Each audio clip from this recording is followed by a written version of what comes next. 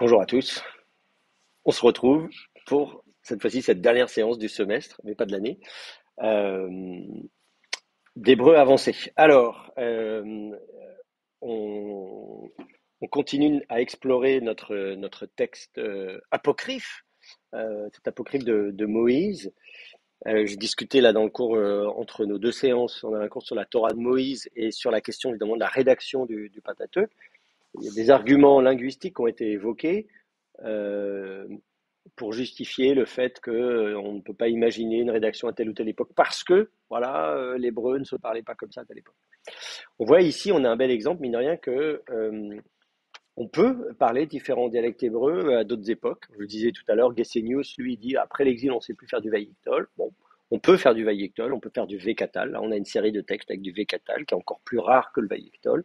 Donc, on sait le faire, plus ou moins bien, mais on sait le faire quand même. Donc, c'est pas un argument en soi pour qui permettrait d'écarter une datation de certains textes à différentes époques. Voilà. Bon, ça c'était la petite parenthèse sur la question de l'histoire de la rédaction du texte biblique. Je suis souvent beaucoup plus prudent que la plupart de mes collègues qui essayent toujours voilà, d'assigner des textes à une époque donnée. Ça a été écrit à telle époque, ça à telle époque. Je pense que c'est souvent plus compliqué que ça. Alors reprenons notre texte. On avait discuté de ce verbe. Je vais remettre tout ça à l'écran, comme ça vous verrez de quoi il s'agit. Voilà, et ta chère, etc. Hop, on va mettre.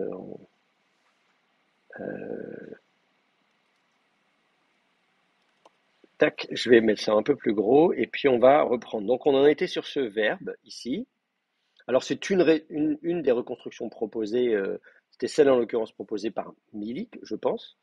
J'ai pas dit, il faut que je mette quand même mon nom et la date, 14 janvier 2025. Et il est 13h30. Je précise parce que ce matin, on avait une autre séance. Donc, ce que je disais, donc là, dans cette lacune, euh, Milik propose cette restitution-là. Il y en a d'autres qui ont été proposées. On va pas s'étendre là-dessus. Mais disons, si on garde en tête cette restitution-là, on s'est dit, bah oui, vous aviez proposé de lire le verbe parar, verbe géminé, briser, rompre, et le lire un veïktol, hein, yiktol et pas un vaïktol. Euh, et donc je remets juste la vocalisation, V, et on avait donc dit, on était à Veyafé, roux, quelque chose comme ça. Donc, et ils briseront avec donc un ifil d'une racine géminée. Non seulement racine géminée, mais c'est du géminé avec un resh, ce qui n'arrange rien, donc qui fait qu'on a une forme un petit peu difficile, enfin qu'on a réussi à reconstruire quand même, et on ne s'est pas trompé, donc on est content. Et donc, bah, il faut continuer tout simplement à lire le texte. On va essayer de continuer le plus qu'on peut aujourd'hui, tout en prenant le temps évidemment d'expliquer la grammaire. Oui, Euh, s'il Puisque vous c'est plaît. encore d'hébreu. Alors oui, je vois qu'Hervé a une question. Oui. Juste enfin, je ne sais pas, mais sur le verbe parar, moi j'ai hésité entre je ne savais pas trop si c'était parar, le verbe briser, effectivement, mais il y a aussi le verbe para, euh, Oui. qui est, euh, qui est un lamédé, qui est porter fruit, au sens de récolter, quoi. Et j'avais du mal à me déterminer. Oui, d'accord. Donc effectivement, Hervé a proposé à réfléchir, en tout cas envisager de lire le verbe para, qui est un verbe qui veut dire porter du fruit. Euh, Évidemment, vous connaissez le terme prix, le Eh fruit. oui, Hein, donc ça, c'est sûr que on a donc le verbe de la même racine, du verbe para, qui veut donc dire porter du fruit, et qui est effectivement un verbe qui est bien attesté dans la Bible. Alors, c'est tout à fait possible, effectivement, et c'est ce que je disais justement en fin de séance, c'est-à-dire que c'est toujours le même problème. Vous avez deux consonnes qui vous restent, le P et le Resh, et donc c'est toujours le même topo à chaque fois qu'on tombe là-dessus, c'est qu'il faut envisager toutes les possibilités. Hein. Donc, comme je disais, si vous commencez par la première radicale, vous pouvez vous dire, bon, au début, il me manque un yod ou un nun, par exemple, hein, verbe yod, verbe nun. Ensuite, on se dit non, en fait, il me manque quelque chose au milieu, donc vous avez un verbe ayin vav ou ayin yod. Donc, on peut imaginer un verbe yafar, nafar, un verbe pour. Et puis, effectivement, on peut dire sinon, il peut manquer quelque chose à la fin. Et donc, on peut imaginer un verbe para ou parar. Euh, alors, le verbe para, porter du fruit, est possible d'un point de vue de la grammaire ici. Bien sûr, alors on peut même le vocaliser si vous voulez. Si on lit le verbe Enfin, veillifrou, quelque chose comme ça. veillifrou, d'accord, très bien. Donc, veillifrou, absolument. Un cal, hein, tout simplement, le verbe para est attesté au cal. Voilà. Donc, et ils porteront du fruit. Euh, Ensuite, évidemment, ça va dépendre de la suite du texte, hein, et ta chair à nourrir, etc., etc. Euh, voilà, c'est le contexte qui doit déterminer. Alors évidemment, là, c'est d'autant plus compliqué qu'en fait, ça n'est qu'une restitution. Donc en fait, là, d'une certaine manière, autant pour les textes bibliques écrits dans l'Antiquité, on peut pas remonter le temps, demander à l'auteur du texte à quoi il pensait. Autant là, il suffit de demander à Milik, puisque c'est lui qui a pensé, qui a voulu faire cette restitution-là. Ça va, est-ce qu'il a pensé au verbe porter du fruit ou alors on peut regarder dans les DJD tout de suite, savoir ce qu'il a. Hein?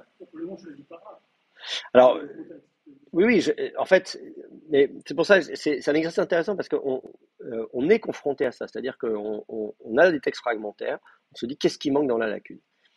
Et, et effectivement, bah, voilà, ce qu'il y a dans la lacune, on le construit à partir des parallèles. C'est-à-dire, enfin, en tout cas, c'est ça l'idée. Ce que Milik ne faisait pas toujours, hein. Il faut dire que Milik avait beaucoup de créativité, d'imagination, etc.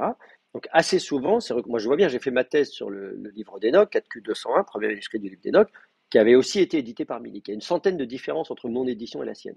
Pourtant, il a fait un travail remarquable.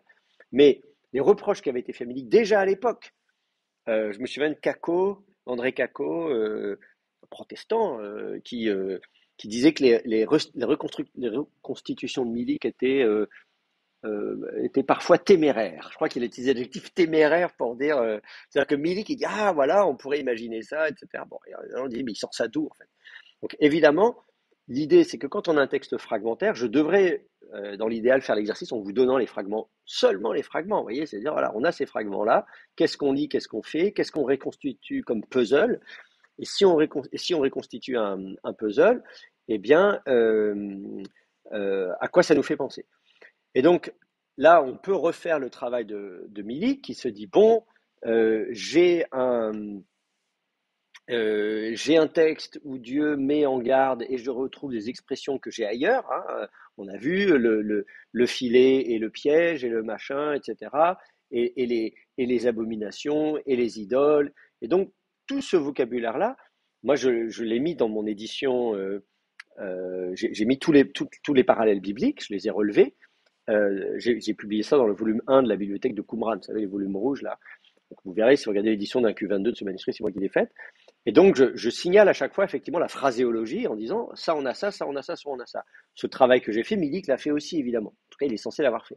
Et donc, à la lumière de cette phraséologie, on dit qu'est-ce qui manque dans la lacune? On regarde les textes bibliques connus.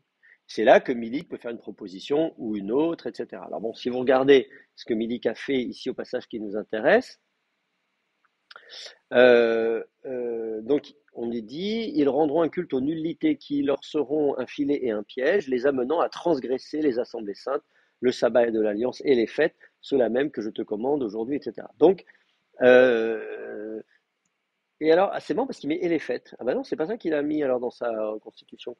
Quel texte j'ai mis? Moi, j'ai dû choisir un autre texte alors. Donc en plus, c'est pas ça qu'il a mis. Ah oui, c'est ça, je vois là, et Moadim. Vous voyez, vous avez donc ah oui, puis en plus c'est Kodesh. Ah oui, d'accord. En fait, j'ai pas fait gaffe, mais moi je lis pas la même chose que Milik. Je pensais que je m'étais contenté de prendre la lecture de Milik, mais en fait non. Donc lui, euh, bon, vous voyez, pour Dash, nous on avait lu Chodesh, le mois, hein, et lui il a lu Kodesh, donc sainteté, Veshabbat, ici on avait, et puis Habrit, euh, et il n'a pas lu de Vav ici. Et puis on a ici Moed, hein, Moed, c'est le rassemblement, la fête, hein. la célébration, le fait voilà, on s'assemble, hein, le verbe yad. Donc, et Asher, Anochi, etc. Et donc, en fait, bon, voilà. Donc, en fait, ça sert à rien d'aller voir ce que Milik a dit, puisque, puisque Milik n'a pas lu ça. Donc voilà.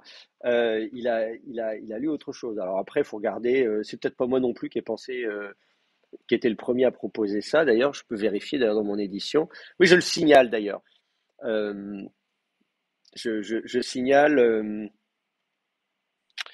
Je signale que cette restitution est celle proposée par Tirchlar, alors que Milik restitue au Moadi. Vous voyez, si je regarde mon édition là, je l'ai, voyez, dans le texte ici, j'annote comme ça, euh, voilà, Elohehem, Vehayu, les Farou, les Mokesh, etc., etc. Donc j'ai des petites notes A, B, C, D. Et donc effectivement, je dis bien que là j'ai suivi globalement Eibert Tirchlar contre Joseph Milik.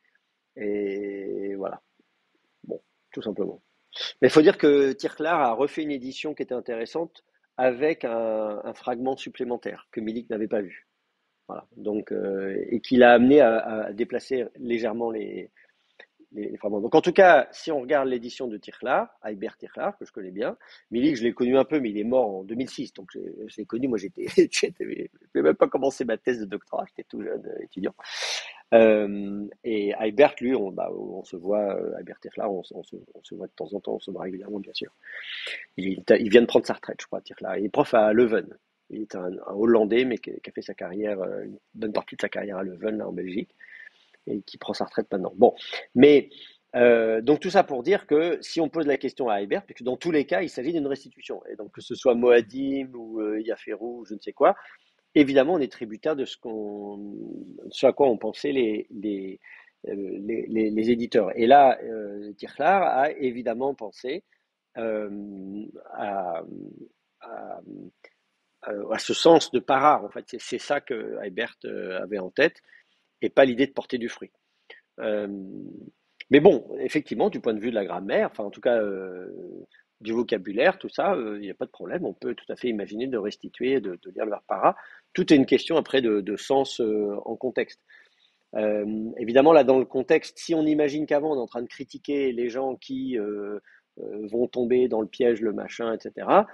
Là, si au contraire, on dit qu'ils portent du fruit, et là, la suite qui va nous parler des commandements divins, alors là, on pourrait imaginer qu'il faudrait prendre le contre-pied, c'est-à-dire au lieu de tomber dans le piège, il devrait plutôt porter du fruit conformément à ce que moi j'ai ordonné. Vous voyez, il faudrait plutôt imaginer quelque chose comme ça. Alors, mais bon, pour en avoir le cœur net, il faut lire la suite. Qui veut lire la suite? Je vous écoute.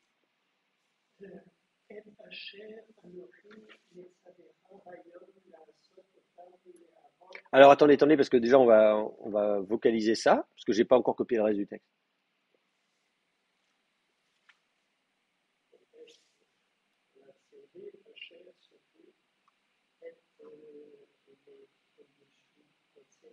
Serré,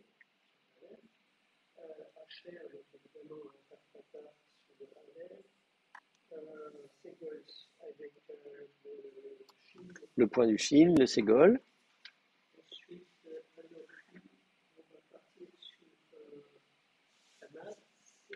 oui, kames, problème,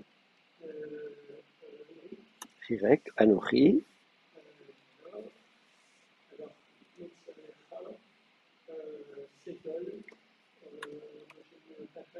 ségol, patar, shva,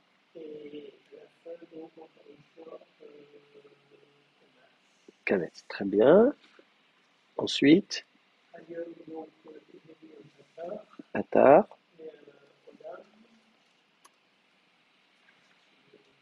problème, très bien.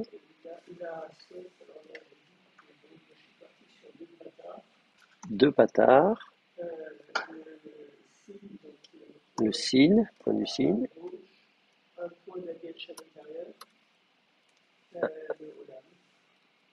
dagesh, problème, très bien.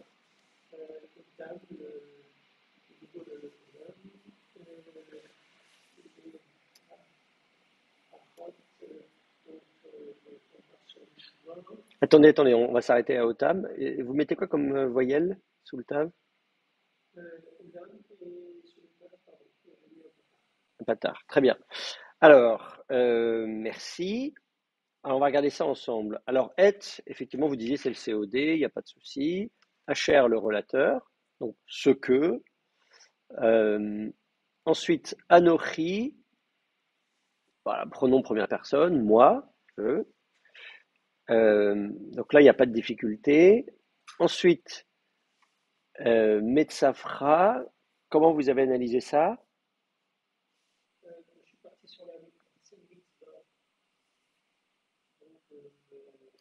La racine mitzvah.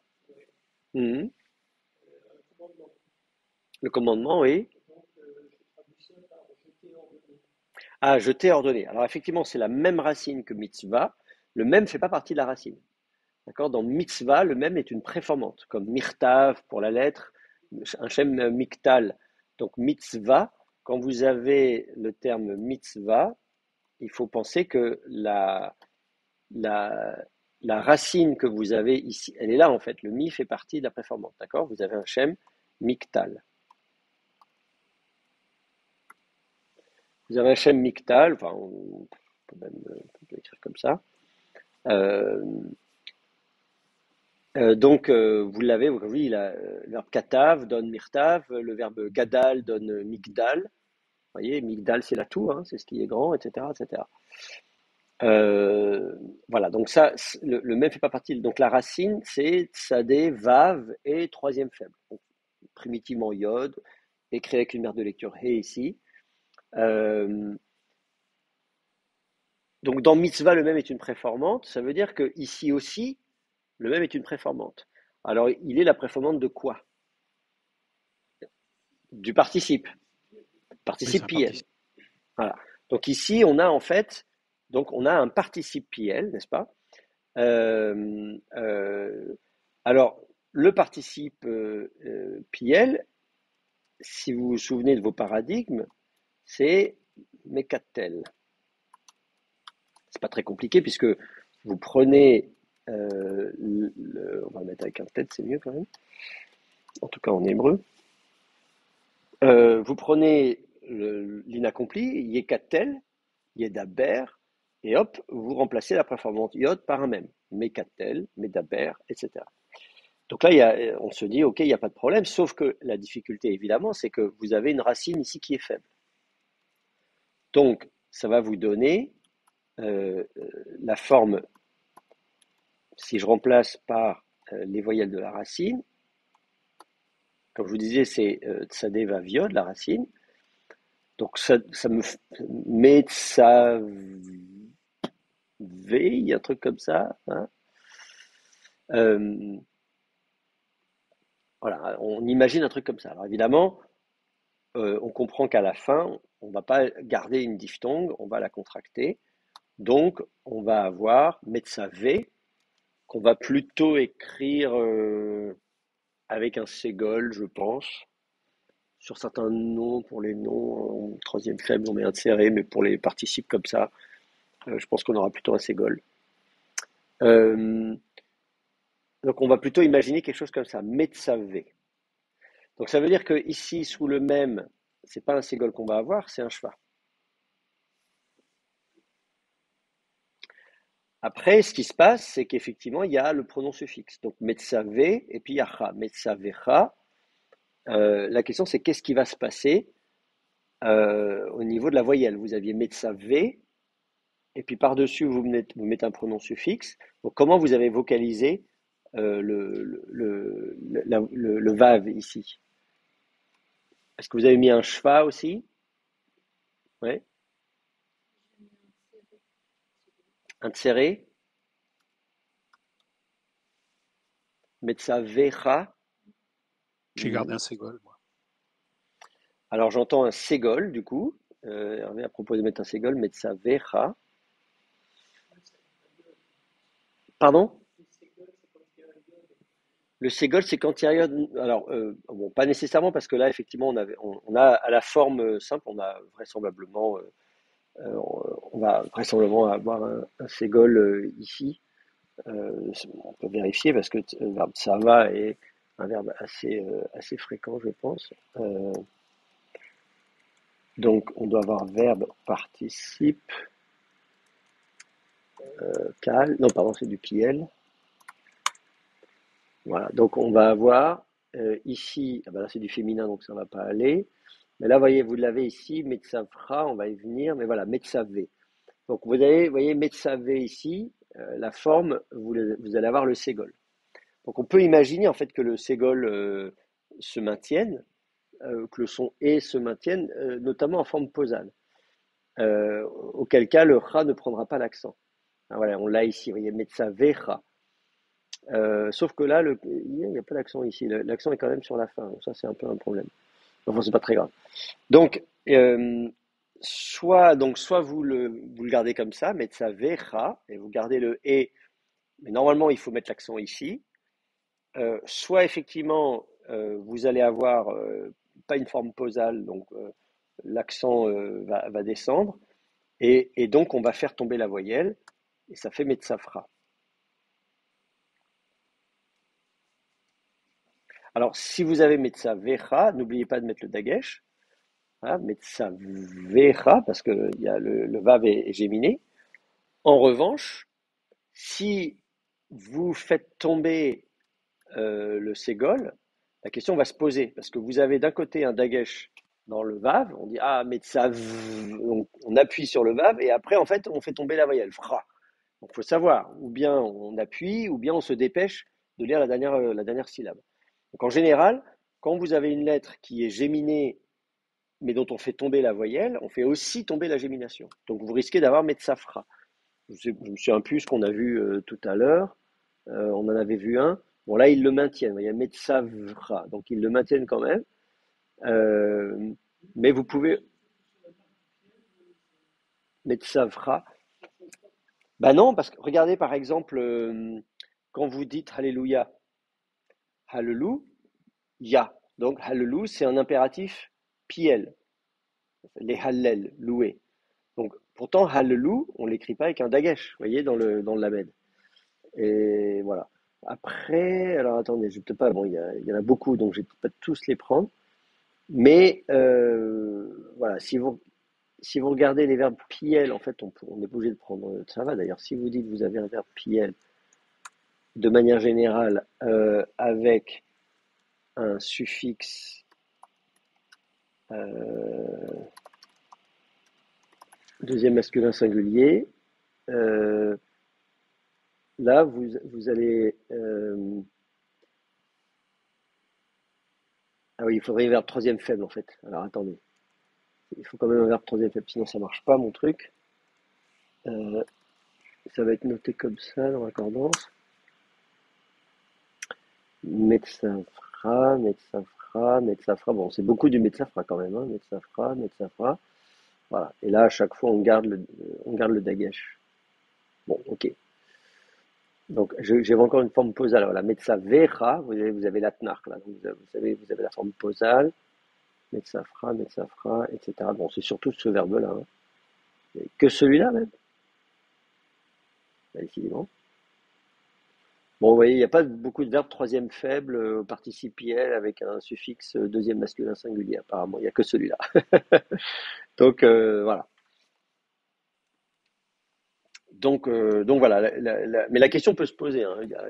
Comme je vous dis, vous verrez des cas où même des verbes au PL, on se dit qu'on aimerait garder le dagesh parce qu'il marque justement le PL, et pourtant, ça arrive. Alors, dans le cas de Alléluia, c'est aussi parce que c'est un verbe géminé, lamed, et qu'on dit, bon, attendez, il y a déjà deux lamed, donc si en plus je gémine le premier lamed, etc., etc. Mais cela dit, Hallel, on met un dagesh quand même, hein. Hallel, c'est juste parce qu'il y a un shva. Donc, c'est quand même le fait qu'il y ait le shva sous le lamed qui fait tomber la gémination. Donc voilà, et Asher Anochi Metzafra, donc ce que moi, ordonnant, hein, je commande, en commandant, ce que moi je commande, à toi, évidemment, je t'ordonne, ce que moi je t'ordonne. Ensuite, Hayom, Otam, Kamet, très bien. Hayom, c'est bon pour vous? Le jour, c'est aujourd'hui, ce que moi je t'ordonne aujourd'hui. Il manque le dégage dans l'ion, absolument. Hayom, d'accord? Là, c'est quand même la règle de base, hein, article défini, dagage dans la consonne qui suit. Ensuite, la sot. Donc, ce que moi je t'ordonne aujourd'hui, la sot. Alors, comment vous avez analysé ça?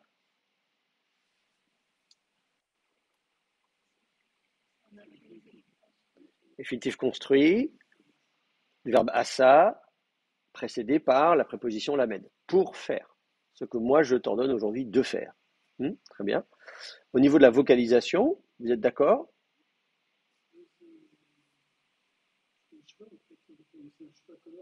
Non, moi j'ai mis un atef patar sous le haïn. Ouais. Donc, on met effectivement un khatef patar sous le haïn. Le cheval est coloré. Asot. Euh, Là encore, hein, si vous prenez le verbe katal, vous savez que vous mettez liktol, vous voyez, hein, vous avez l'infinitif construit ktol, préposition lamed, liktol. Donc on s'attend à avoir un cheval sous la première radicale, qu'on va colorer ici, parce que, évidemment, ça reste un haïn. Euh, et, euh, et pour ce qui est effectivement du lamed, il va être vocalisé patar par contamination. Ensuite, euh, c'est bon le reste? La finale haute, c'est parce que c'est un troisième faible. Ah, il n'y a pas de dagage dans le shin, effectivement. Alors, on n'est pas au PL, donc il n'y a pas de gémination à la deuxième radicale. Donc, la saute. Pas de dagage dans le shin, oui, qui est un signe, là, en l'occurrence. Euh, et une finale haute, puisque troisième, enfin, un verbe troisième faible. Donc, ce que moi, j'ordonne aujourd'hui, je t'ordonne aujourd'hui, de faire otam. Donc il faut faire E. Ce E renvoie à quoi?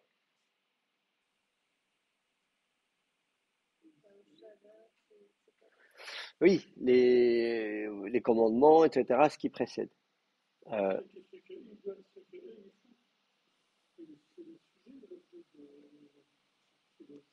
ah, comment dire, otam indique que c'est l'objet du verbe. Et indique l'objet du verbe. Ouais. Si c'était la sotam, par exemple, alors on aurait pu se poser la question. Est-ce que le am est le sujet ou l'objet du verbe? Mais là, en l'occurrence, voilà, c'est les faire. Donc il faut faire ces choses-là. Voilà. Donc ils vont briser, hein, ils briseront, ils rompront ce que moi je t'ordonne aujourd'hui de faire eux.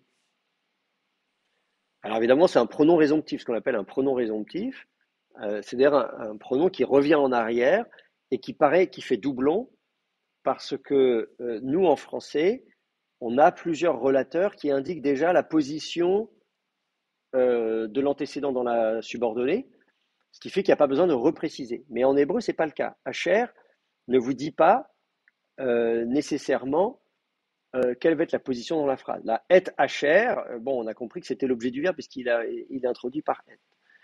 Mais dans d'autres relations, c'est pas évident puisque si c'est une relation génitivale, par exemple, euh, nous en français, on va dire les livres dont je vous ai parlé ou dont j'ai lu la préface.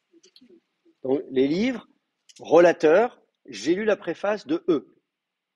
En hébreu, on va faire ça. C'est-à-dire que vous allez prendre pour faire une subordonnée, vous allez prendre une proposition comme si elle était indépendante. J'ai lu la préface de ces livres, donc j'ai lu leur préface. Et ça, vous allez l'introduire par Hacher. Donc vous allez dire les livres Hacher, j'ai lu leur préface. Et vous allez avoir leur préface. Donc vous allez avoir un pronom résomptif.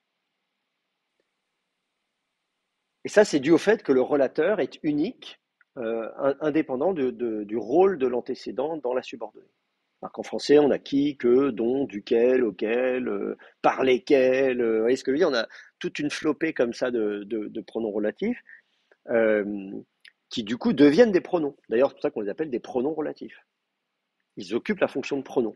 En hébreu, Asher n'a pas la fonction de pronom. Donc, on va mettre un pronom derrière. Pas toujours, mais assez souvent, on va mettre le pronom qu'on va appeler un pronom résomptif.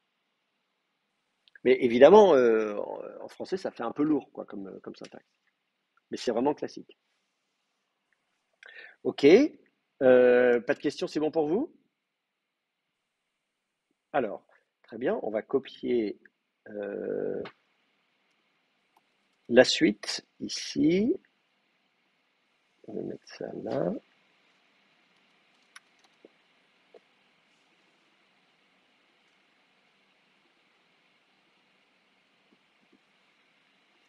Ok. Euh, Quelqu'un veut lire la suite?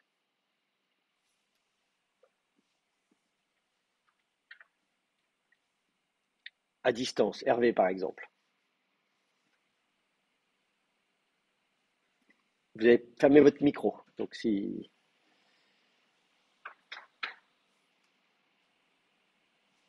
je ne vous entends pas. Léakot, Ça y est, je vous entends. Léakot, Otam, Maka, Rava, Bekeref, Haaretz, Asher, Emma,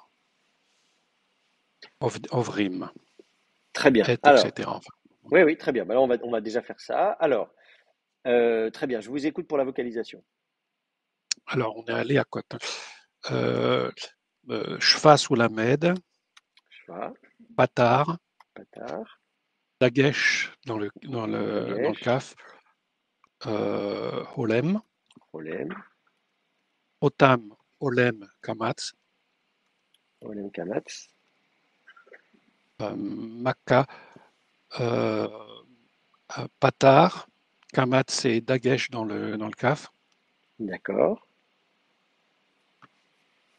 Rava, Kamatz, Kamatz, Kamatz, Kamatz.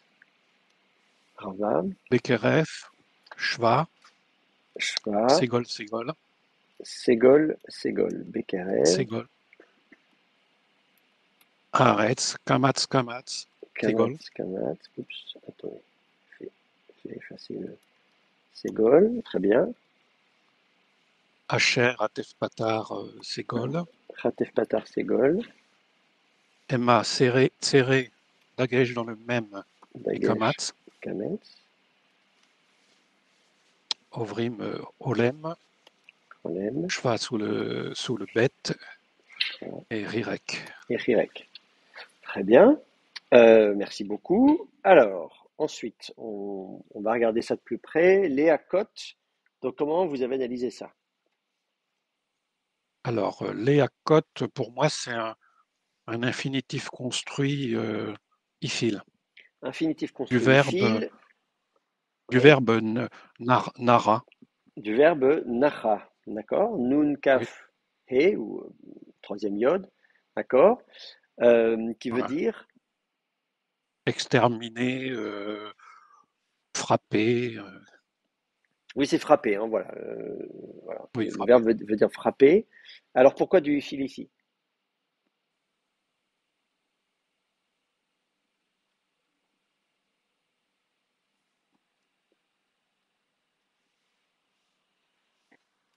Pourquoi est-ce qu'on l'a au fil?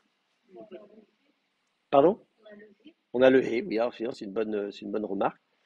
Ah Euh, oui, oui, oui, euh, oui, pardon. Oui, oui. oui, oui, on a le he. Alors pourquoi l'éditeur a mis un he? Pourquoi il a restitué un he-fil? On peut poser la question comme ça, puisque c'est restitué. En fait, c'est un verbe qui est tout le temps au he-fil.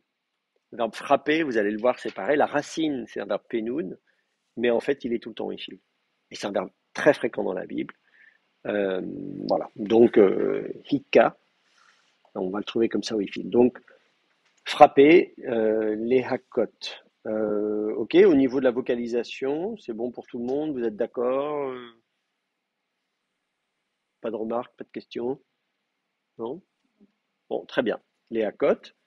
Pour frapper, otam, bon, ça on vient de le voir déjà Eux, évidemment, eux, donc pour les frapper, pour les frapper. oui, c'est ça. Oui. Ensuite, maca, c'est quoi ça? Alors, Maca, c'est un nom, hein, ça signifie massacre, Macra, Ma- Macaraba, un grand massacre, Maca, massacre, donc un substantif, un châtiment. nom. Oui, très bien. Alors, littéralement, c'est une frappe, hein, parce que c'est la même racine que le verbe. Les Oui, oui, hakot, d'accord, oui. Maca, frapper une frappe. Hein, c'est la racine Oui, nacha. oui, Et donc, on a encore un shem maktal, hein, comme on a vu tout à l'heure, qui devient miktal en hébreu. Hein, de Magdal, vous passez à Migdal, de Maktal, vous passez à Miktal. C'est ce qu'on appelle le A entravé. Hein, c'est un A bref en syllabe initiale fermée atone qui devient I en hébreu. Donc, c'est pour ça qu'au lieu de dire Mika, on va dire Makka. Parce que là, on est plus dans le même cas de figure. Cela dit, ça se trouve encore, hein, des shem maktal en hébreu. Mais globalement, effectivement, c'était tout à l'heure, je vous montrais donc un schème mictal, mais la plupart des mictales viennent en fait de mactal, enfin, d'une forme. Je vais peut-être l'écrire comme ça pour bien dire que c'est pas de l'hébreu.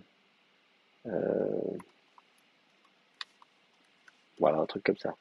Donc vous avez donc une forme primitive mactale. Simplement, ce A est en syllabe, c'est un A bref, en syllabe initiale, fermée, atone. Donc voilà, elle n'a pas l'accent, elle n'est pas accentuée, etc. Bon. Et donc, ce A primitif va devenir I. Ça, vous l'avez, c'est assez caractéristique de l'hébreu, parce que vous ne l'avez pas en araméen, par exemple, qui est une langue proche, et vous ne l'avez pas non plus en, en arabe. Dans les langues proches de l'hébreu, on peut se poser la question, Milcom, etc. Donc, est-ce que dans les dialectes transjordaniens, en moabite, en ammonite, en phénicien, voilà, est-ce qu'on avait aussi ce même déplacement du A vers le I? Voilà. C'est pour ça que vous avez Myriam et pas Mariam dans la Bible, puisqu'en fait, c'est un shem mactal, Mariam. Mariam, voilà, vous avez un shem mactal, et qui va donner Myriam en hébreu. Mais vous allez toujours avoir Mariam en araméen, en arabe, etc. Bon. Bon, quand je dis c'est un shem mactal, je suis pas, c'est un peu plus compliqué que ça parce qu'en réalité, euh, il se peut que ce soit en fait deux termes, Mar et Yam. Mar qui peut être le Seigneur ou quelque chose comme ça en araméen, et Yam qui est le dieu Yam ou la mer, etc. Bon, voilà. Donc c'est l'étymologie du prénom Mariam lui-même est peut-être pas. J'en ai parlé dans une publication, mais bon, bref, c'est pas très important ici. En tout cas, ça explique, comme je vous disais, bah, le fait pareil que vous allez avoir Migdal, la tour, au lieu de Magdal. Alors qu'en araméen, vous aurez Magdal. Vous savez, on dit Marie de Magdala. On ne dit pas Marie de Migdal, on dit Marie de Magdala. Donc Mariam, Magdala, justement Marie de Magdala, c'est pas Myriam de Migdal. Voilà, voilà, on voit qu'on est en araméen. Bon.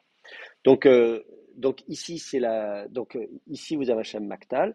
Simplement, le A primitif, il va se maintenir dans un certain nombre de termes en hébreu, et notamment lorsqu'on a le phénomène de gémination et d'assimilation comme on a ici. C'est-à-dire qu'ici, la racine maka, c'est manka, en fait, primitivement. Hein, le nun a été assimilé, mais c'est manka donné makka, mais le A s'est maintenu. L'assimilation du nun a figé la forme qui fait que finalement on est resté avec makka. Donc makka, c'est le substantif qui est associé à la racine nacha. Donc c'est frapper une grande frappe. Frapper une frappe. Euh, c'est bon pour vous? Oui, c'est bon. Ok. Ensuite, le terme suivant, rava. Comment vous l'analysez? Moi, j'ai analysé comme le féminin de Rave, quoi. Le féminin de rave, un adjectif rave. Oui, oui, très bien. Donc effectivement, on a rave, l'adjectif rave, au féminin. Euh, simplement, le verbe, voilà, l'adjectif rave, il vient d'une racine. De quelle racine?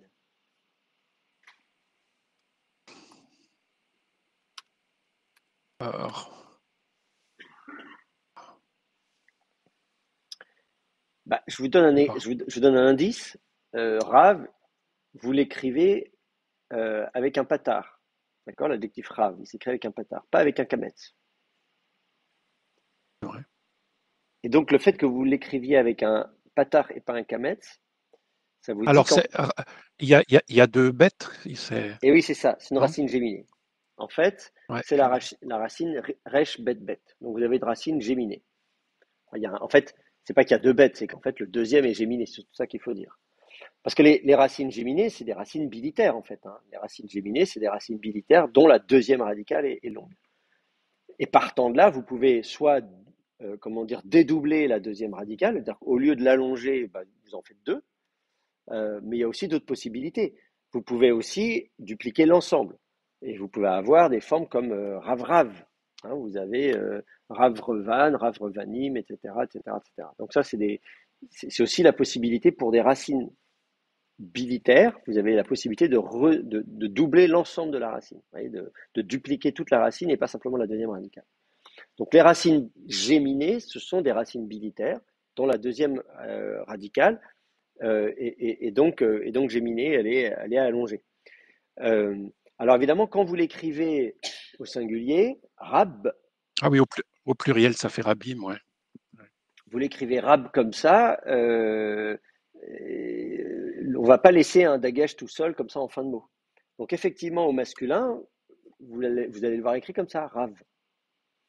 Mais en fait, il faut se dire qu'il y a un dagesh dans le bet. C'est rab, en fait. Et ça veut dire que quand vous allez le mettre au féminin, bah, vous allez mettre la formule du féminin, kametshé, ça vous fait rabba.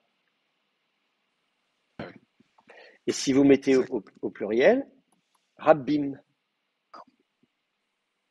Ouais. Et en hébreu mishnik, le pluriel im devient in. Hein. Vous verrez si vous lisez la Mishnah, le Talmud, etc. Vous verrez qu'effectivement, de manière générale, le pluriel, si on dit en hébreu holchim, en train de marcher, ou omrim, vous allez parfois voir omrin, holchin, donc avec une nounation au lieu de mimation, comme on dit, et donc ça donne la forme rabbin, rabbin. Voilà, donc ça c'est donc retenez que effectivement euh, l'adjectif rave vient d'une racine géminée, et donc quand vous allez le mettre donc au féminin comme ici, vous n'aurez pas deux kametz, vous aurez patar, dagesh, Arkametz. kametz. Voilà, makarabba.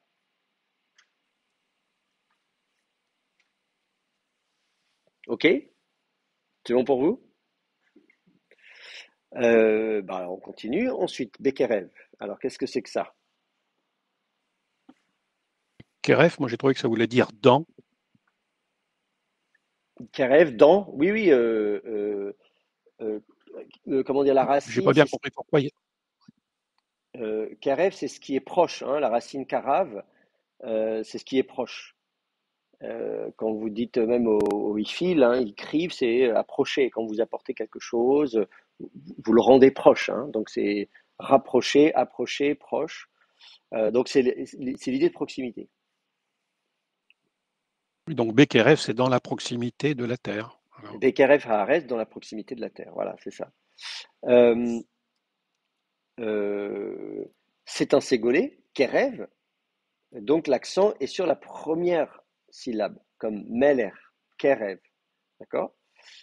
euh, le deuxième ségol est une voyelle d'appui. Euh, le bet devant est vocalisé avec un schwas qui n'a pas de problème.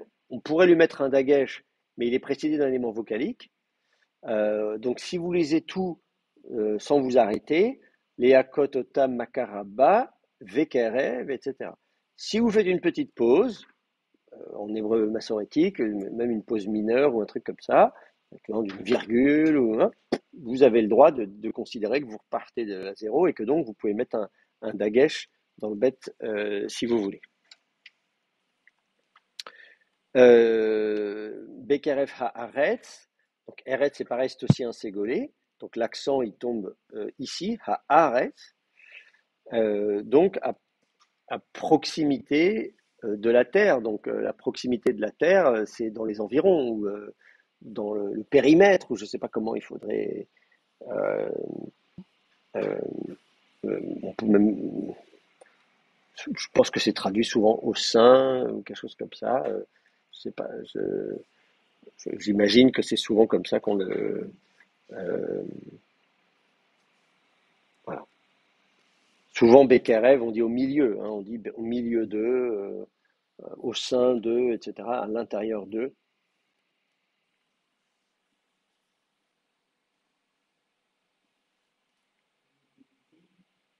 Pardon? Au milieu du pays, au milieu de la terre, au milieu du pays. Ensuite, Asher, bon, bah là, c'est l'orateur, il n'y a pas de problème. Le point du Shin, à ne pas oublier. Asher. Oui. Ensuite, Hemma, Que eux, c'est eux, c'est ça, que eux. Donc, prenons mhm, troisième masculin pluriel. Euh, L'accent sur Hemma, le A à la fin ne prend pas l'accent. Donc, Asher Hemma, Ovrim. Alors, Ovrim, c'est quoi? c'est le verbe traverser, ça participe ici.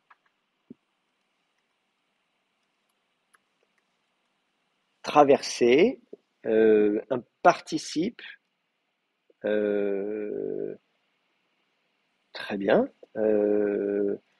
Est-ce que oui, très bien. Est-ce qu'il y avait, vous avez pensé à autre chose? Est-ce que vous avez des questions là-dessus?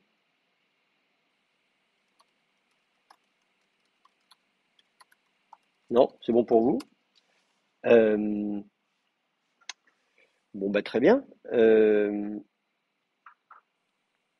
Donc, donc les Hakototam, bon, pour les frapper, Makaraba, donc d'une grande frappe, Bekerev Haaretz, au milieu de la terre, du pays, Asher Hema Ovrim, qu'ils sont en train de traverser, sur le point de traverser. Ils sont en Alors, train de. s'il vous plaît, Oui, on pourrait remonter un peu en amont de la traduction parce que quand on traduit ils briseront, hein, euh, à la ligne d'avant, ce qu'on a dit veille, avant, ils ouais, briseront. enfin, ce que vous avez affiché, c'est bon, hein, veille à Ferrou, là. Oui, Ils oui. briseront ce que moi, Metsawera, je t'ordonne aujourd'hui, la sotte de faire eux pour les frapper euh, de frappe au milieu du pays qu'ils traversent. Mais c'est assez bizarre quand même. Hein. Oui, oui, effectivement, Veille à, le texte dans l'ensemble n'est pas forcément super fluide, hein. Ils parce briseront. que, euh, et c'est euh, pour ça que j'avais regardé en parallèle l'histoire de porter du fruit, parce que si porter du fruit, on l'analyse en ils récolteront ils récolteront les fruits de ce que je t'ordonne de leur faire en les frappant, etc. Vous comprenez? alors oui, alors disons, ils récolteront le fruit de ce que moi je t'ordonne de faire pour les frapper, etc. Là encore, je reviens sur l'idée de porter du fruit.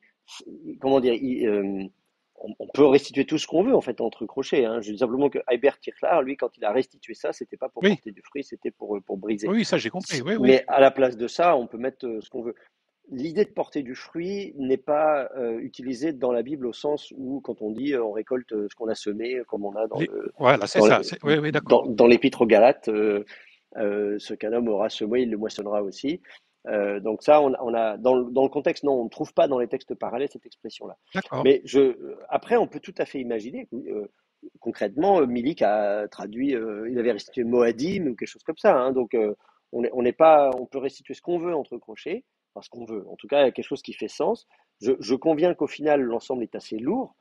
Euh, Ils Ah, briseront ce que moi je t'ordonne aujourd'hui euh, euh, de les faire, hein, de faire ces choses-là. Donc toutes les choses, donc il faut le mettre dans le bon ordre. Hein.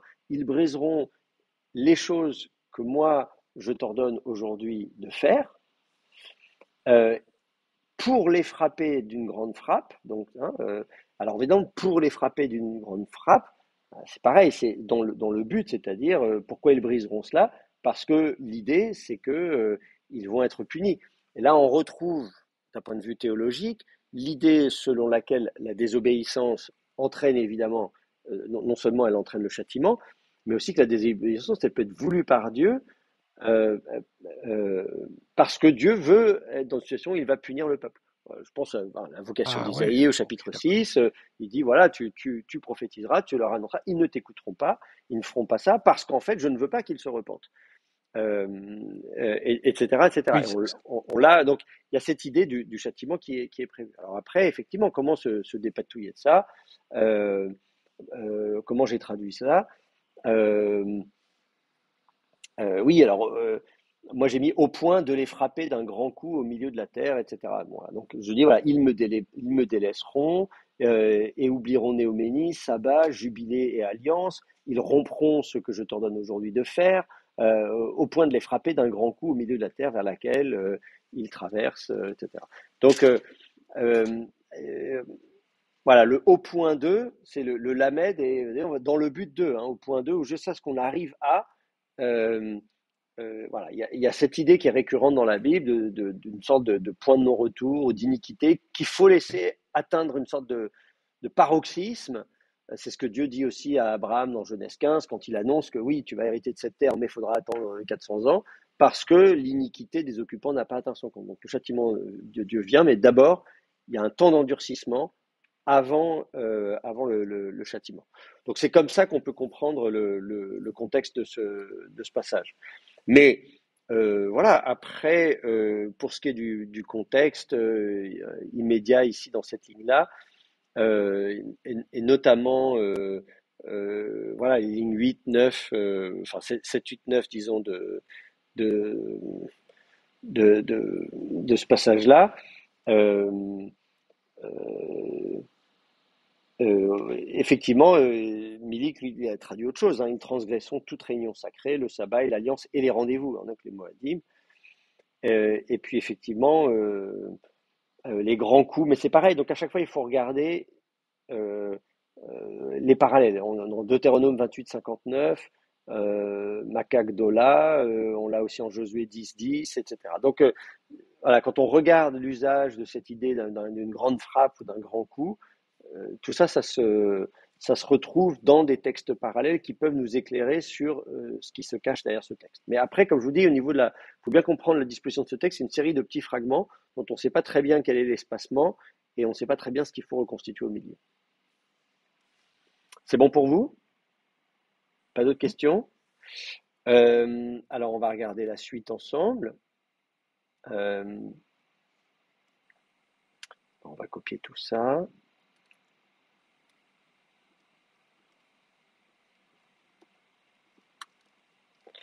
Voilà, tac, tac, tac, tac, tac.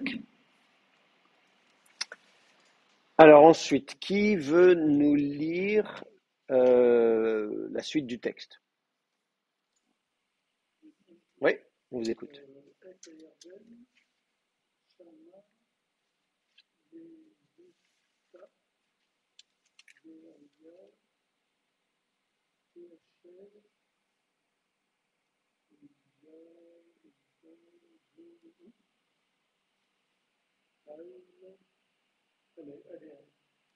Mhm, très bien, on peut s'arrêter là.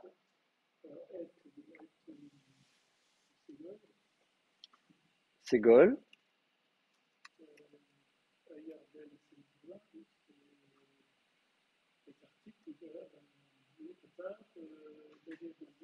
Dagesh, Patar, Shva, Tsiri, Dagesh. Mhm,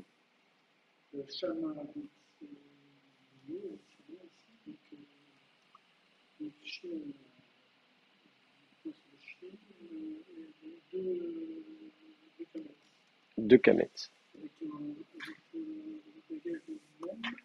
Ok.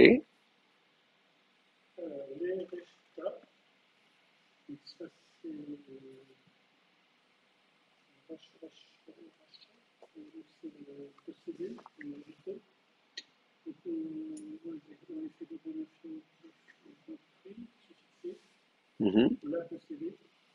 Pour la posséder, d'accord. Shva, Firek,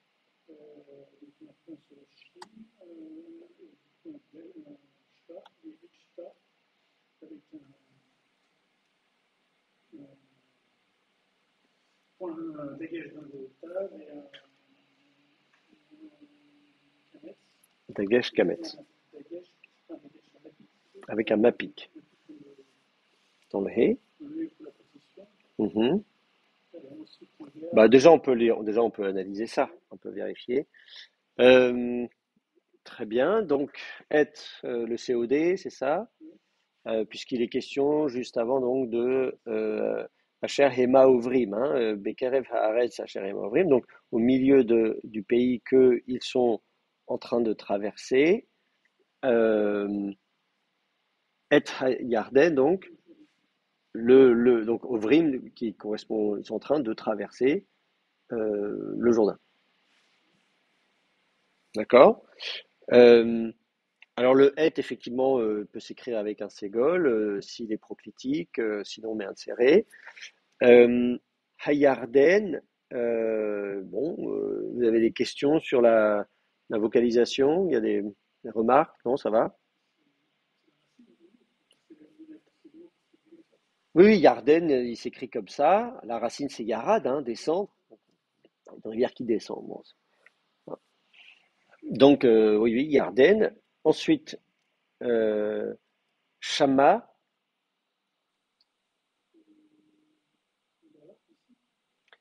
ça ne veut pas dire ici, hein, ça veut dire là-bas. Oui, voilà. Donc effectivement, Shamma, ça veut dire là-bas. Vous avez des questions sur la vocalisation, non? Voilà. Faudrait pas mettre un patard là, non? Si Alors, est-ce qu'il c'est ne faut pas mettre un Shamma. patard? Shamma. Qu'est-ce qu'on fait? Est-ce qu'on met un patard? Shamma. Si on met un dagage dans le même, si on met un, un kametz dans une syllabe fermée, non accentuée, on va penser que c'est un kametz ratou. Shomma. Alors, on peut mettre un métègue. Effectivement, on peut même mettre mieux, puisqu'en fait, en l'occurrence, dans Shamma, c'est cette syllabe-là qui est accentuée. Ah oui, d'accord. Oui. Shamma, le A que vous avez derrière est un A de direction et il ne prend pas l'accent. Et c'est bon, c'est pas tout à fait un A de direction parce qu'il y a quand même un dagage dans le même. Mais en tout cas, voilà, vous avez Sham et Shamma. euh, et donc, effectivement, vous pouvez garder le kamet parce que la syllabe est accentuée. Shamma. Bon, voilà, faut le savoir. Sinon, effectivement, vous aurez tendance à mettre un patard. Donc là-bas, hein, vers là-bas, hein, c'est l'idée voilà, Ensuite, les rishta. Alors vous dites c'est un infinitif construit.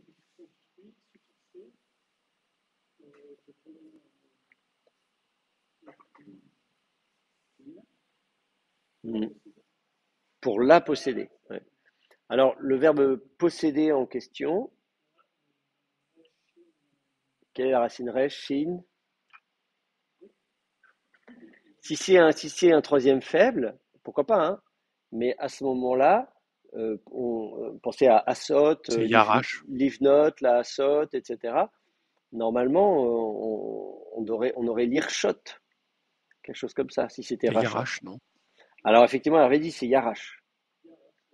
C'est un verbe période et je crois que c'est un vrai verbe période pour une fois. Il n'y en a pas beaucoup, hein. La plupart des verbes période sont des verbes pévav. Quand vous dites Yashav, euh, siéger, en fait, la première radicale iode est un vav primitif. Mais là, pour Yarash, euh, je pense que c'est un. Bon, on va vérifier. Écoutez, au lieu que je parle en l'air comme ça, on va regarder ça. Si on dit le verbe yarash, et, par exemple, oifil, voilà, si on a torish quand même, orish, torish, donc c'est peut-être encore un verbe, j'avais espoir que ce soit un vrai verbe peyote, mais apparemment pas. pourquoi je pensais que c'était un verbe période? Ah oui, parce que non, on a waritha en arabe. Donc c'est un verbe pévav, mais on a quand même yaratha en ougaritique. Bon, bref. Non, non, bah ok. Donc autant pour moi. Alors les vrais verbes période, yatav, c'est celui qu'on prend toujours comme dans les paradigmes, effectivement. Non, il n'y en a pas beaucoup, hein. Les vrais verbes période, il n'y en a pas beaucoup. Je ne sais pas pourquoi je pensais qu'Yarash en faisait partie, mais non, effectivement pas. Donc c'est un verbe pévav, comme tous les périodes. Euh, et donc voilà, donc les rishta pour hériter. Alors évidemment, on va avoir une construction de ségolé, hein, reshet. Si vous regardez l'infinitif construit, euh, donc là on est au cal, hein, évidemment, cal.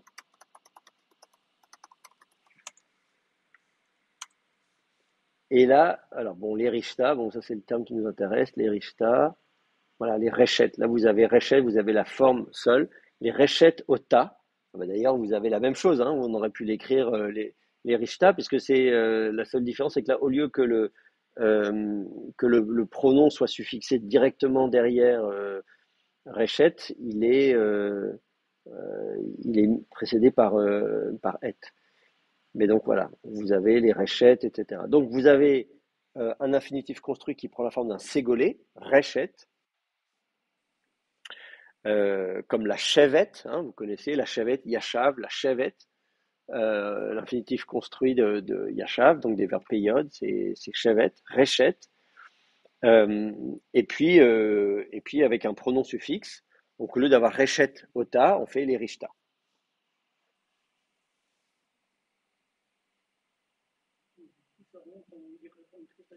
Il remonte en Chirek, alors on n'est pas, comment dire, effectivement dans le cadre des ségolés, où si c'était un vrai ségolé de Shem Katl, on aurait pensé avoir les Rashta ou quelque chose comme ça, et pas Rishta.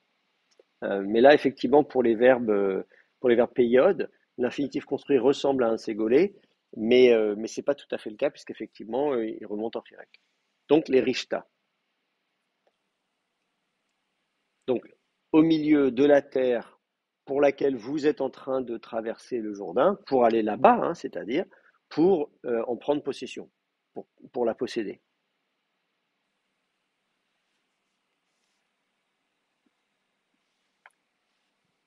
Ensuite, vous pouvez vocaliser un peu la suite. Shva, Kametz,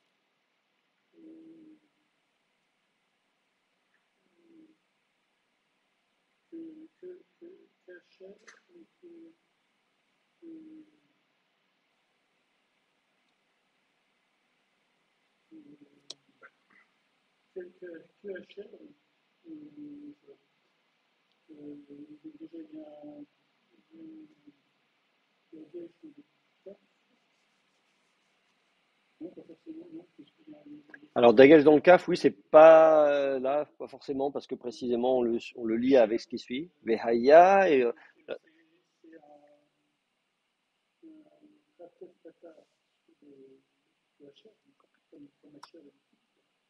Khatef Patar sous le HR, Ségol. Et alors, sous le CAF, on met quoi alors?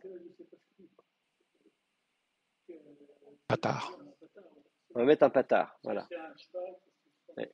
Donc, c'est ça. En fait, ce qui se passe, c'est que normalement, la préposition CAF prend un schwa, que HR, normalement, on devrait avoir ça, hein, que HR. Mais évidemment, le fait que le HR lui-même est un schwa mobile, on ne peut pas avoir deux schwa mobiles qui se suivent, le premier remonte en voyelle pleine. Donc, KHR. Donc, comme que, c'est-à-dire au moment où, hein, lorsque, c'est comme ça, et voilà, Vehaya, et il sera lorsque, le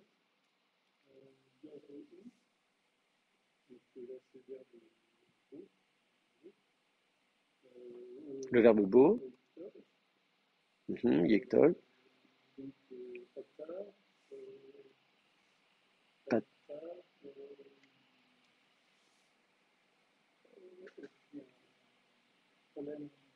Patar, Kolem,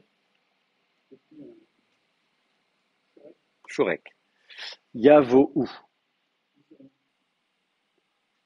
Kacher Yavou. Ça va? Non? Non, Kamatz, Alors, sous le iode de Yavo. Kamat, alors j'entends un Kamat sous l'iode. Et puis quoi? Shorek sous le Vav. Ah oui. Alors bon, sauf que là, en l'occurrence, ah oui, il y a vous ou quelque chose comme ça. Mais le problème, c'est qu'il y a une mère de lecture Vav. Non,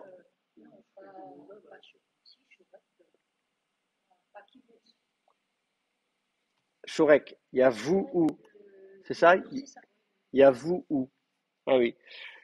Euh, Non, il y a Vo ou. oui, comment dire? Euh, là, on est dans un cas particulier du verbe beau, qui est effectivement un verbe concave, comme koum, mais qui a aussi une troisième radicale aleph, et donc qui va provoquer un déplacement de timbre. C'est-à-dire que si je prends l'exemple du verbe koum, hein, qu'on utilise en général pour les racines concaves, on va dire effectivement donc yakoum, akoum, takoum, takumi, yakoum, etc., takoum, nakoum, nakumu, etc. Bon, voilà. Donc on va avoir ça, et donc au pluriel, yakumu. On va effectivement avoir ça comme ça. Yakumu. Donc effectivement, la voyelle qu'on attendrait, c'est plutôt une voyelle ou, yakumu. Mais euh, ça, il y a donc on est effectivement un verbe concave, donc on pense à yakum. Mais dans le cas du verbe beau, en fait, vu qu'on a un lef à la fin, on va pas dire yavu. On va pas dire il vient, donc c'est le verbe beau, venir. Yakum, il se lève. Yavu, il vient. En fait, parce qu'on a une voyelle, une consonne aleph, alors elle est certes quiescente, mais d'une part, elle va ouvrir la syllabe, donc on va avoir une syllabe ouverte, contrairement à yakum qui est une syllabe fermée. Donc, la syllabe est ouverte, et en plus de ça, donc avec la gutturale, qui est une gutturale, on va avoir un déplacement de timbre. Donc effectivement, on va dire yavo. Je sais que c'est pas facile à retenir, mais il y a peu de verbes dans ce cas-là en fait. Un beau, il y a peu de verbes comme ça. Je réfléchis s'il y a d'autres verbes qui seraient dans ce cas-là, mais en tout cas, le plus connu c'est celui-là. Et donc il faut le connaître. Alors le haut peut s'expliquer de différentes manières, par l'ouverture de la syllabe, par le fait qu'il y a une gutturale. On peut aussi imaginer que l'absence de gutturale a prolongé une voyelle par compensation, et donc on a abouti à un halon et que le halon est devenu o en hébreu, etc. Bon, voilà, il y a plusieurs hypothèses qui ne sont pas incompatibles entre elles d'ailleurs nécessairement, mais le fait est que voilà, c'est Yavo, et ça il faut le connaître. Pour moi, vraiment, le plus simple, c'est vraiment de s'en souvenir au niveau du vocabulaire, Yavo, parce que vous n'aurez pas beaucoup de verbes dans ce cas-là de toute façon. Et à partir du moment où on dit Yavo et pas Yakum, bah, c'est pareil, quand on va mettre au pluriel, on va dire Yavo. Voilà. Donc, c'est, voilà, il faut le connaître. Ce sera pareil à l'impératif. Beau, viens, beau ou, venez. Voilà. Quand on dit aux gens, venez, allez, venez, beau, beau. Voilà. Donc ça, il faut le savoir. Ok, donc Vehaya Ha'asher Yavohu, donc et il sera ou il adviendra lorsque ils viendront. Ensuite, qu'est-ce qu'on a? Ah bah peut-être quelqu'un d'autre peut lire d'ailleurs,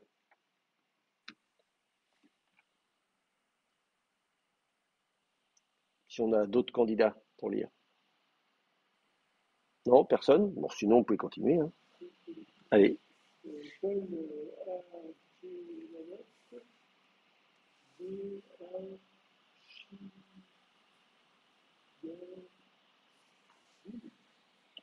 pardon? Hashigum,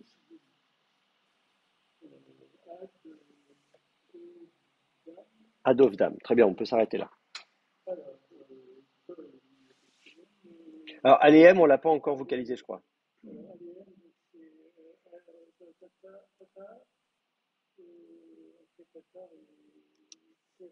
Patar, Tséré, Ségol. Mhm.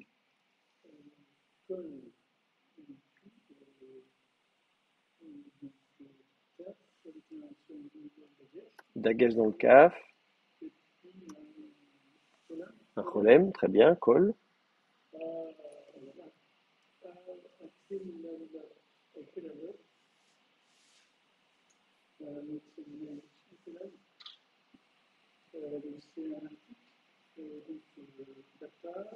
Patar. Donc Dagesh dans le Kof. Shva.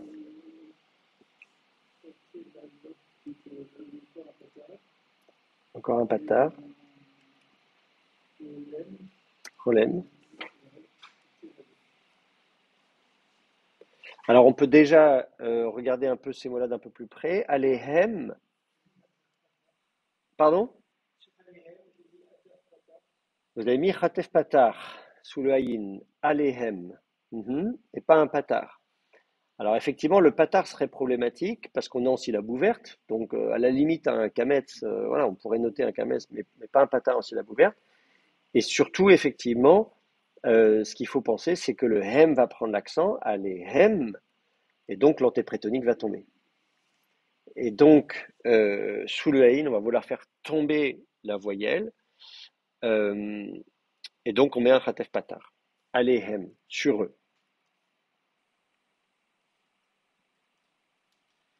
Kol, bon, pas de difficulté, c'est la totalité, hein, c'est tout, hein.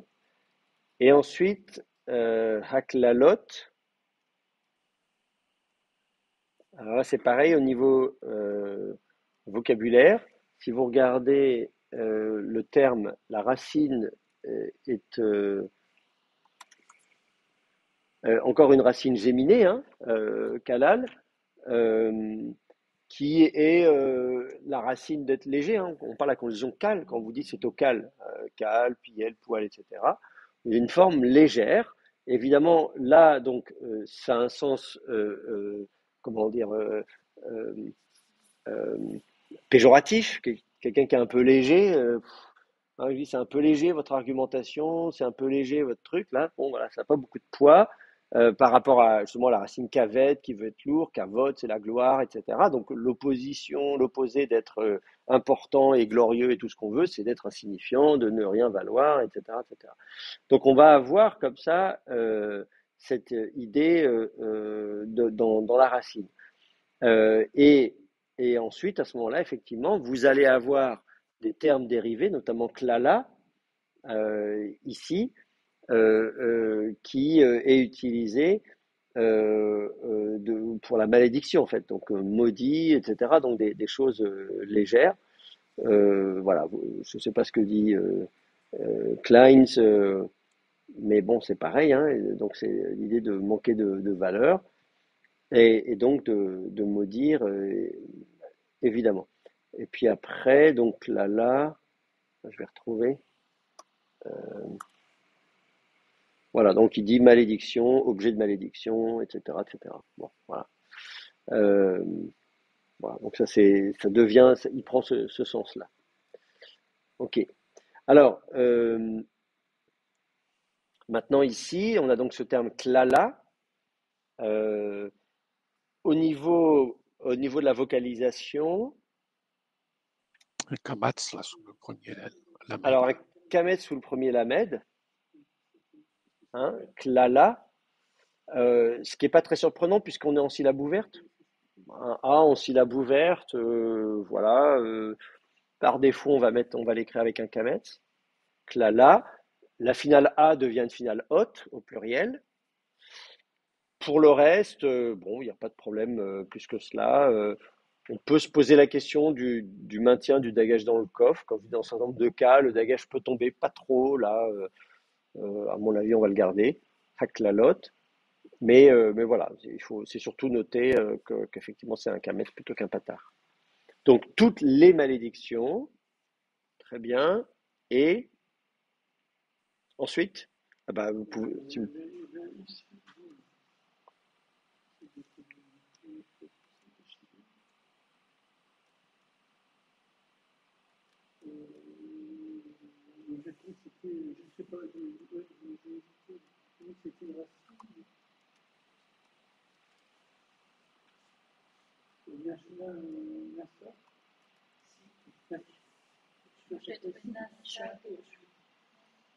Alors, qu'est-ce que vous avez trouvé?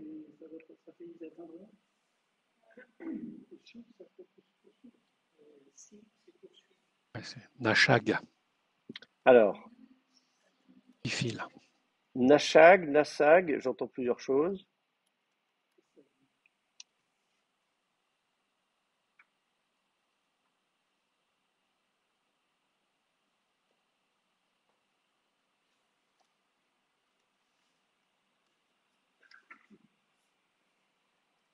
Alors, en tous les cas, on suppose qu'il y a donc. Alors, comment on va le vocaliser? C'est un ifil, on est profondément de he.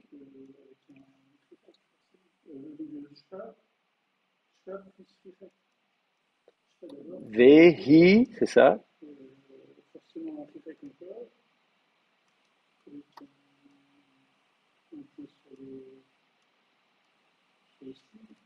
avec un point du signe, d'accord.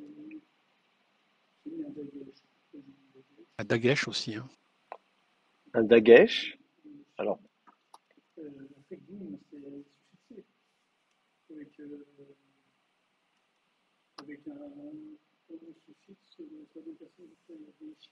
mhm, très bien. Alors, effectivement, euh,